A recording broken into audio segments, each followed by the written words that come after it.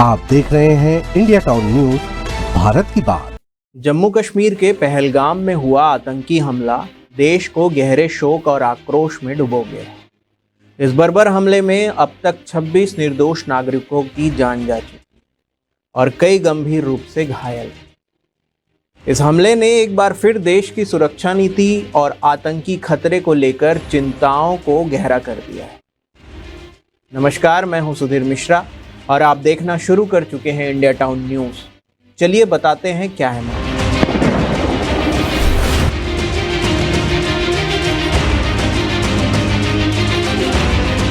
हमला उस वक्त हुआ जब पर्यटकों का एक समूह पहलगाम के पास बैसारन की ओर बढ़ रहा था। आतंकियों ने अचानक फायरिंग शुरू कर दी। इस घटना की जिम्मेदारी कथित तौर पर पाकिस्तान समर्थित आतंकी संगठन TRF ने ली है। प्रधानमंत्री नरेंद्र मोदी ने इस हमले को कायरतापूर्ण और अमानवीय बताते हुए सख्त कार्रवाई का भरोसा दिया है। उन्होंने कहा है कि दोषियों को बख्शा नहीं जाएगा। आतंकवाद के खिलाफ हमारी लड़ाई और तेज होगी। सरकार ने आतंकी गतिविधियों पर लगाम कसने के लिए सुरक्षा एजेंसियों को उच्च स्तर की कार्रवाई के निर्देश दिए। ये हमला सिर्फ निहत्थे पर्यटकों पर नहीं हुआ है। देश के दुश्मनों ने भारत की आत्मा पर हमला करने का दुस्साहस किया है। मैं बहुत स्पष्ट शब्दों में कहना चाहता हूं, जिन्होंने ये हमला किया है, उन आतंकियों को और इस हमले की साजिश रचने वालों को उनकी कल्पना से भी बड़ी सजा मिलेगी। सजा मिलकर के रहेगी।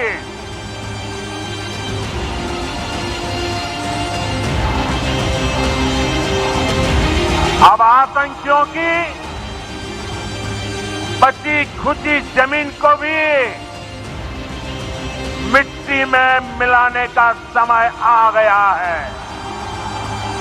इस हमले पर प्रतिक्रिया देते हुए धार्मिक कथावाचक पंडित प्रदीप मिश्रा ने बिहार के मधेपुरा में कथा के दौरान कुछ तीखे और विवादास्पद शब्द कहे।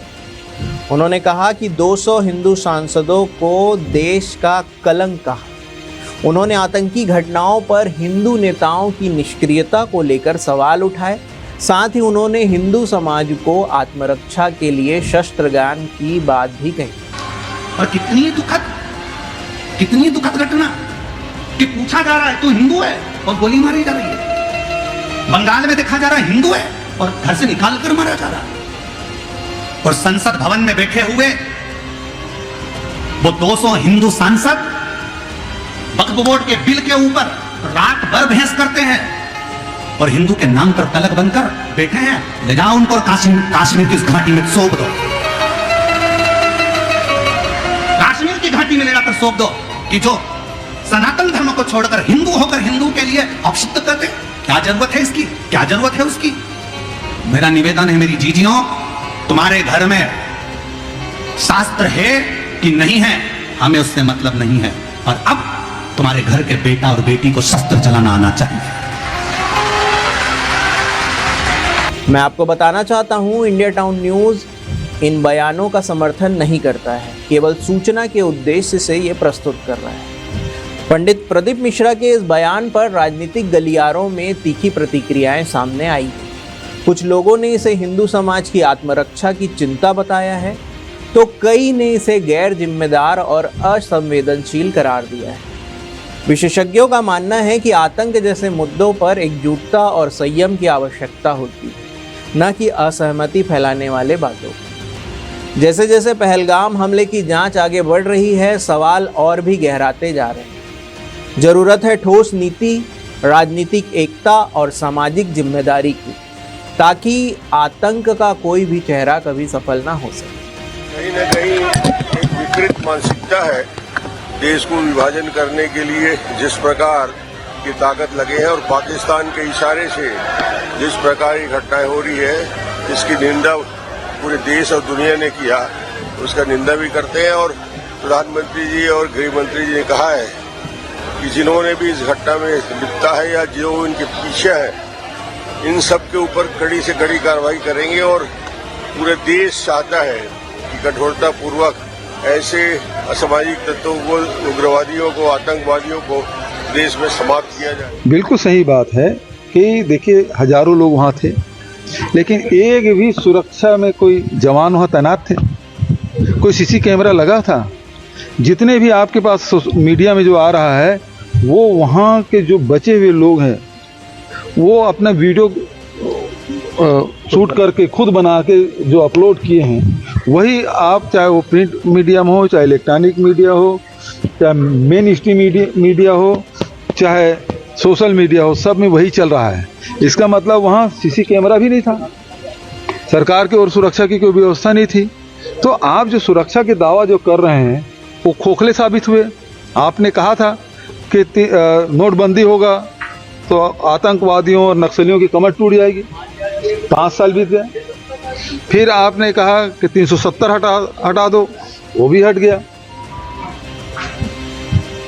लेकिन आतंकी हमला ये सबसे बड़ा हमला है जो आम नागरिक मारे गए। इसके पहले तो जवान शहीद होते थे, लेकिन अभी मतलब इतना फुर्सत उनको रहा है।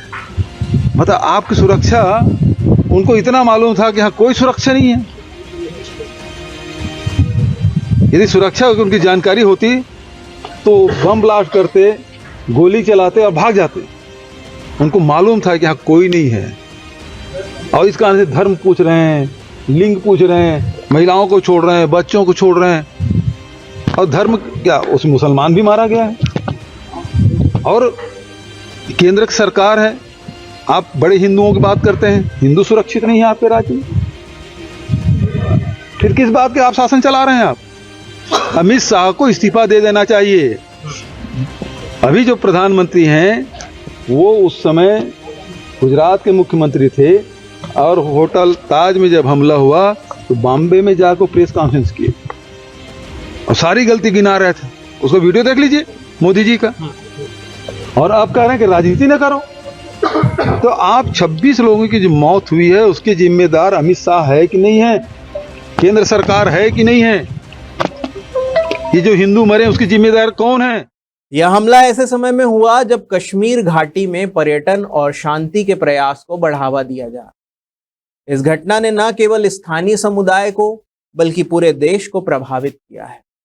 लोग सोशल मीडिया और अन्य मंचों पर अपनी संवेदनाएं और विचार साझा कर रहे हैं।